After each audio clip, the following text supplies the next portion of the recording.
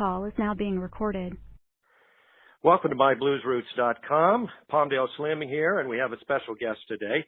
We've got Paul Nelson, guitarist with Johnny Winter. He said that's all he wants to be called, but there's a lot more going on here with Paul than just that, and that's what we're going to talk with him about today. So welcome, Paul, and thanks for joining us here at MyBluesRoots.com. My pleasure. Pleasure to be here. Hey, I understand that you produced 3 Johnny Winter albums, and my interest is specifically in Step Back, which obviously was kind of a bittersweet thing, winning the Grammy for Best Blues Album of the Year after Johnny unfortunately passed away. But that album seemed quite different than the other 2 that you produced. And what was the difference between that obviously seemed to connect with people and went on to win the Grammy? Well, this one in particular, Johnny was having one hell of a comeback. And as he got healthier, he was, singing better, playing better. So it was a natural progression from Roots and the previous one, in a way that he was stronger and he was able to play more up-tempo stuff, more the rock stuff from the past. Not rock like we know rock, but like blues rock kind of stuff. Well, and, like he did that pressure cooker on there, which with Brian Setzer, that was kind of a. Oh, exactly. Yes. Yeah.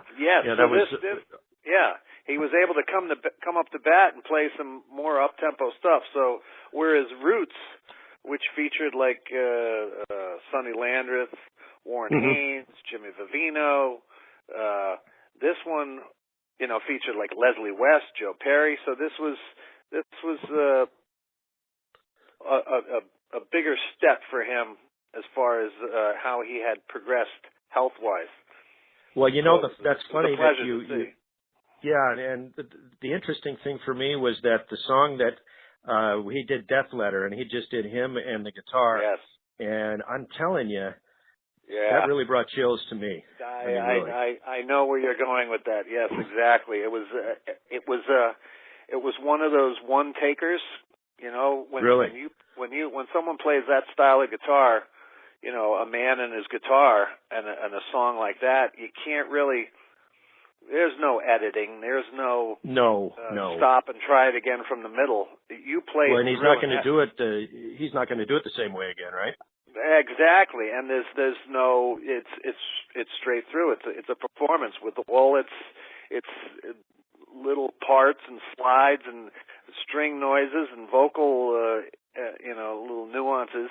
And it was one of those where the hair just went up on your arm. You got the chills because you knew how historic this was. And, you hear Son House's version, then you hear Johnny do it, and you realize that he had studied Son House as he did with other traditional artists, because Johnny was a blues historian.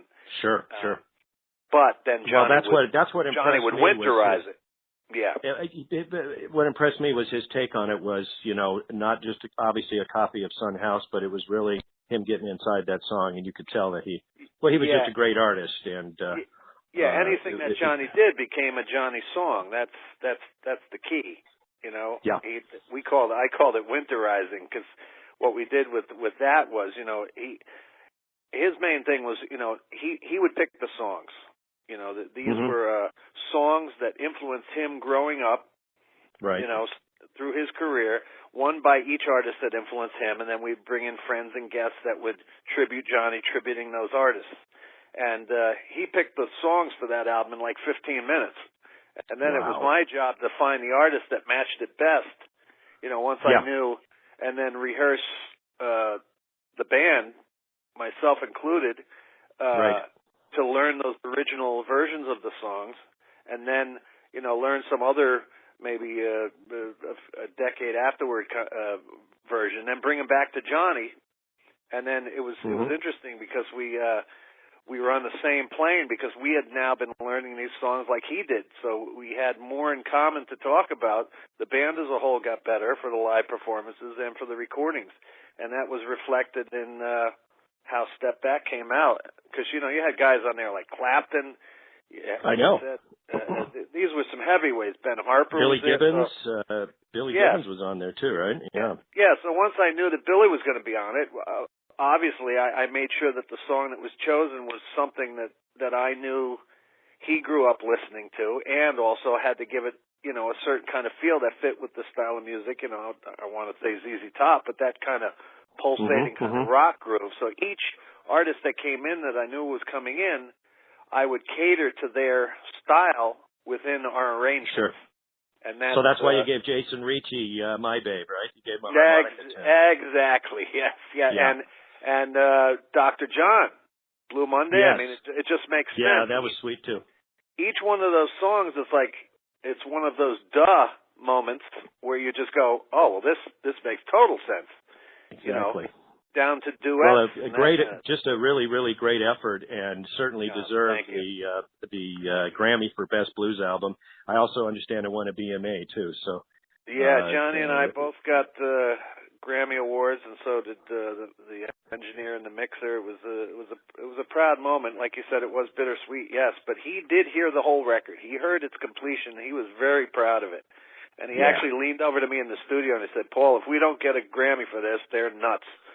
Well, he knew what he was talking about, and it's interesting that Death Letter reminded me of a song he did on his very first album. He did this song called Dallas on there. Oh, with him playing. Absolutely. And it very much reminded me of that. And with the same guitar. Same guitar, I didn't realize. That's really great. Exactly, and that song and the recording of that song was actually filmed, and that's going to show up in the documentary on Johnny. Let's talk a little bit about that. That's called Down and Dirty, and that's going to go on sale in February, I understand. You guys premiered it at South by Southwest last spring, but tell me a little bit about that whole project. I know you're the executive producer on that. Yes, I knew that there hadn't been any, through research, Johnny, in the 90s, he wasn't doing too well. All the stuff that he had done had caught up with him. He had bad management. He was really in bad shape. He was a child of Woodstock, and, he overindulged, and it got to him. So when I met him, it was a pretty bad scene.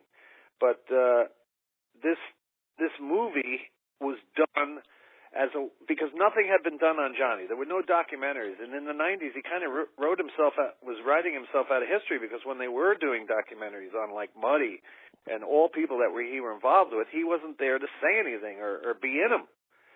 So I contacted the record label, the same label that put out Step Back and Roots, and I said, look, if someone comes along that's interested in doing a documentary, let me know, because something has to be done, especially not just the fact that he's having a comeback and he's doing great, but it's part of history. He's involved in decades of music. Right. Well, and his whole association with Muddy Waters was quite historic too. Right. Muddy, Woodstock, Janis Joplin, Hendrix, the Beatles, the Stones. The whole thing. And then what was happening recently. Right. So they said, well. Like a month later, they said there's a director, Greg Oliver, who directed Lemmy, the Lemmy documentary, Motorhead. And I said, well, this should be interesting. And I said, well, let me see what he's done. And I looked at it, and it didn't matter what his subject matter was, his editing, the look, the feel, and the whole thing. I said, oh, this is great. It's so personal. Let's get this guy on board. So I met him, talked to him, and I said, look, you got to come on the road with us. And he came on the road with us for 3 years. And he followed us to Johnny and I when we played in Japan and China, and when we did the Letterman show, and then Johnny's home in Texas, in Connecticut, when he got re-gifted the Blues Foundation Blues Award. And he got some really intimate stuff. It's rock and roll history. There's cameos by many great, his brother, Edgar. They found his original guitar teacher, Luther Nally, who's 82. He spoke. Warren Haynes, terrific.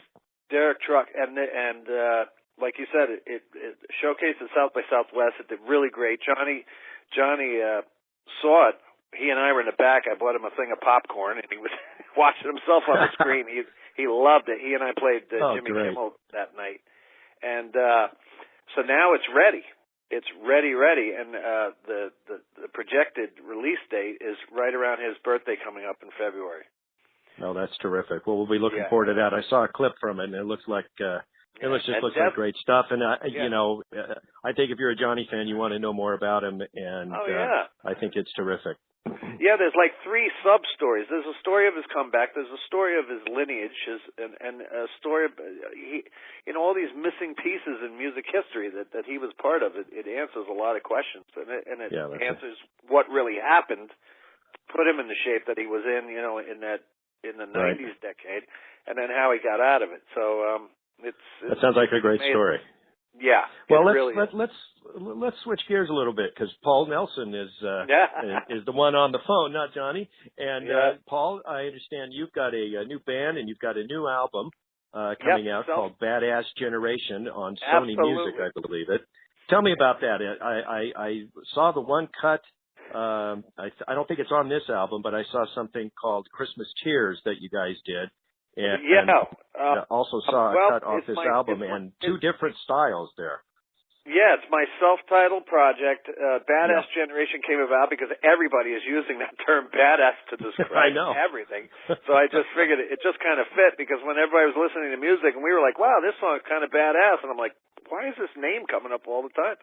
So it just kind of fit. I've always been I've always been into the retro kind of 70s thing, and the British blues kind of thing, and rock, and totally into Johnny. I kind of thought that, because I saw the logo was a cassette mixtape for the album, and that told me something about I said, hey, this is a retro guy here. Just seeing the logo. Yeah. Yes, and that's part of that whole style and sound. So everything from the guitar sounds to the production. I found a great singer that I had produced several years ago in Europe, Morten Fredheim. He was number 2 on The Voice over in Europe.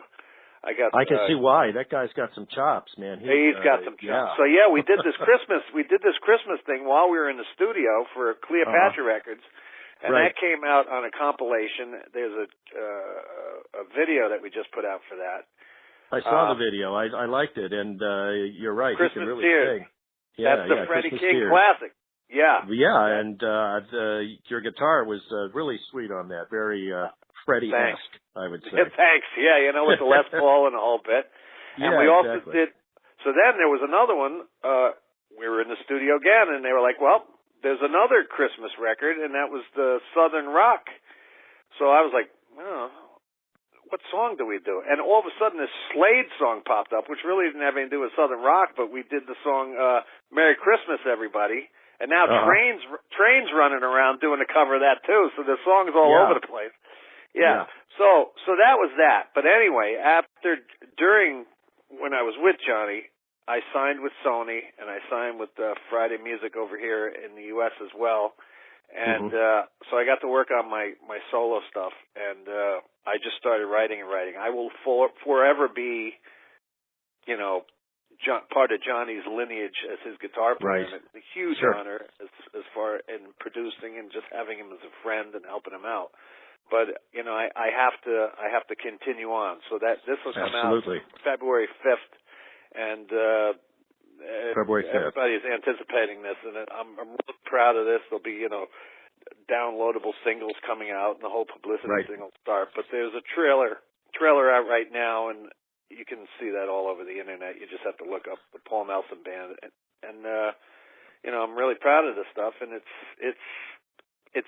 everything. It's jam. It's rock. It's classic rock. It's all the elements of all the stuff that I've enjoyed. And at a time now when actually artists are appreciated for being more versatile, it's a good time. Before you had to be one sound, one band. Now it's like if you don't do a multitude of stuff on an album, it's like, hey, that's all you can do? So, right, exactly. And that way you don't limit yourself to what you can do. And quite frankly, we're all, when I look at, people's influences, they come from everywhere. They could be coming from jazz or classical or country or wherever. So, and this, our influences were Free, Bad Company, that stuff. Sure. Aerosmith, early Montrose. Aerosmith. Oh, yeah. Van Halen, Zeppelin, Tom Petty, Allman Brothers. So it's a mixture of everything. But the main thing is they're songs, Right. and we service the songs because there's a big lack of singer frontmen going on now. Every guitar player in the world thinks that he can just start singing. You know, they play guitar all the time. Oh, I'll just sing. And it's like, well, you're not really. Now, do you sing at all?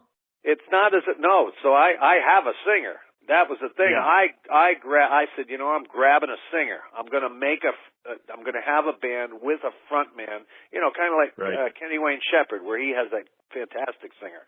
That type of thing. So I knew that would be important to service the song, so I started writing songs, writing lyrics, and we recorded this, and it's ready. Well, and we're looking forward to the release. It'll come out around the same time as the movie. Yeah, I appreciate it. Okay. That's great. But speaking of, you've got a lot of stuff you're working on. You also produced Joe Louis Walker's album that came out back in October, Everybody Wants a Piece. Tell me about your relationship with Joe. He's obviously a blues legend and been around for many, many years. Yes, I knew him through Johnny, and I played in his band many times. And I got him signed with Mascot. He was with Alligator, and he moved over to Mascot. And he asked me to produce the record because I had just come off the heels of producing stuff with Johnny and other groups. And it did really well. Great reviews. He's got me playing on a couple tracks. Also, I got commissioned to do Cleopatra Records. Now owns the whole Junior Wells catalog. Oh, that's where I read about the fact that you were doing a tribute. I was going to ask you about that. Yeah. Right. Oh, so I didn't realize that. Yeah, they said, can you do the same thing you did for the Step Back record, where you record the whole catalog and bring in the guests? So all those tracks are done. I had those recorded, about 14 tracks. I brought in the Blues Brothers horns, Bones Malone, Blue Lou, some of the Tower Power guys. So now they're in the process of bringing in guest artists for that. So that's can we expect some exciting harmonica players on that? I'm sure. Oh, there has to be. Yeah. We've already contacted, Cotton and all the heavyweights. Absolutely. It's and it's some great stuff. I mean, there's funk, there's slow blues, shuffles, I'm messing with the Kid, that kind of stuff. So, he's one of my harp heroes, definitely. Oh, absolutely. That his albums and Muddy's albums were like the go-to for learning, for musicians to learn blues standard. Hoodoo Man Blues for me was, I still have my copy, and I'm surprised it's still holding up because I listened to it so many times. Oh, absolutely. And that's Buddy Guy. Yeah. So here we go. Sounds like now. When will that be? That out sometime in 2016, the Junior Wells tribute. I'm assuming so because all the basic tracks are done, all the rhythm tracks, the horns, all the ear candy, and now the guests come in, they put down solos and vocals. Right. So they're contacting all the powers that be and bringing in all the heavyweights, just like Step Back. So that's that. That will really be exciting. We'll be looking forward to that. Maybe get another Grammy under your belt with that one. Yeah, well, hey, I want to ask you about this gentleman you're working with too from Mississippi, Leo Bud Welch. What is the story with him? He recorded his first album at the age of 81, right? And you believe it? He started his career. Well, he had been around for years, and I got a call, and they said, "Look, there's this guy in Mississippi." A man and his guitar playing traditional stuff. He's like the missing link. It's like Son House, like Robert Johnson, like he reminds me of R.L. Burnside, exactly. Sort of same kind of thing, Exactly. So they flew him up here on the East Coast, and I had a studio prepared, and it was amazing. I mean, it was like you had gone back in time. But it was the real stuff, traditional. So I made sure that the recording techniques I used really paid that justice. So that all the tracks are done, knocked off the whole album in a week, and he was doing stuff like Sweet Home Chicago and Muddy Tunes and some Junior Welch stuff and his own stuff, and it was like going back in time. That's what it seems like. He's kind of like a Mance Lipscomb kind of dude, because he sort of like was hidden from everybody for so long, just sort of doing manual work and stuff, and then all of a sudden he was just playing house parties and stuff, right? Exactly. And I guess one of the way I heard it was through his manager who had one of these parties. He came there, filmed them, showed it to a record label. The record label says, "We've been looking for this guy," and it was like a Finding Silverman kind of, like that kind of thing. Yeah, it's funny. And boom! So right after this, I'm like, this guy's 83. What kind of stamina does he have? How is he going to be in the studio? And he's flying to Africa to do shows in a couple of weeks. Oh, that's great. It was just and the kindest, nicest Southern hospitality kind of person you ever met. We hit it off really well, and the stories were just priceless. And it was educational. It was enlightening. It was just very endearing. And I was so proud to be a part of that.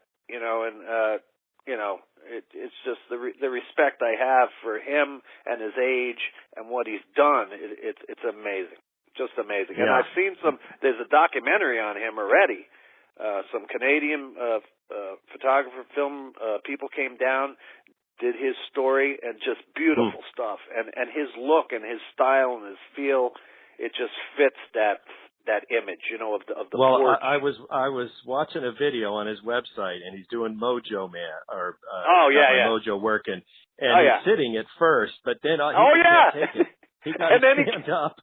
He kept dancing around.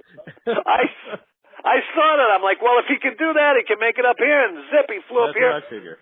But I mean, he is so youthful in person. It's amazing. Yeah, and he stands up. He's got that pink guitar. It's got his name written all over It was unbelievable. And we went to dinner after recording. He and his manager, and we were at a dinner / club place, and there was several musicians playing in the corner. And he got up and sat in. And when he sat down, just on a couple songs, the place was mesmerized. It was like they went back in history, and like, people where were did this just guy come from? Dumbfounded. Yes, and you knew it was the real stuff. And people were banging their feet on the floor, and they were like they were going back into the past. He just captivated them, and I'm like, whoa! If this is the kind of effect he has on a live crowd, that's what I have to duplicate on the recording. So I was honored to do that. So that's another one. Well, that'll be exciting. We'll be looking for that one next year too. So what's next for Paul Nelson and the band? Are you guys going to be on tour soon? What we're doing the Johnny Winter All-Star thing, and the movie comes out, so we're going to be doing a lot of press around that. And then my album comes out, and then all these individual albums come out. I'm working with Lance Lopez in Texas. I just finished his record. James Montgomery up in the Northeast. Leo Bud Welch. I got Joe Louis Walker. I can't even remember half the stuff that I'm doing, but it's all good. Sounds like you're having a lot of fun. Yeah, and then there's some. There's another documentary coming out called Sidemen. Which I haven't heard about that. Tell me about it. Yeah, Pinetop, Perkins, myself, and all the sidemen that played with, their mentors. Yeah. Wow. It's in the vein of the Motown thing, in the vein of the Wrecking Crew, that kind of thing. But this is a great project, and I saw the trailer for it and some of the footage, and it's pretty damn good. Well, I'll be looking for that too. Pinetop, that alone is worth the price of admission. Oh, absolutely. Yeah, I met him several times. He was another one like Larry Bud Welch. He'd walk in, you're like, wow, is this guy going to make it? And then 2 minutes later, he's so youthful, and the stories are priceless. Just the respect for his lineage. Pinetop was the guy. I'll tell you a quick story. I was at the House of Blues, and I was coming from the back in Chicago downstairs, and there's a guy sitting there near the elevator, and he's like, hey, can you help me out? I can't get in. And I go, and I look at him, Pinetop?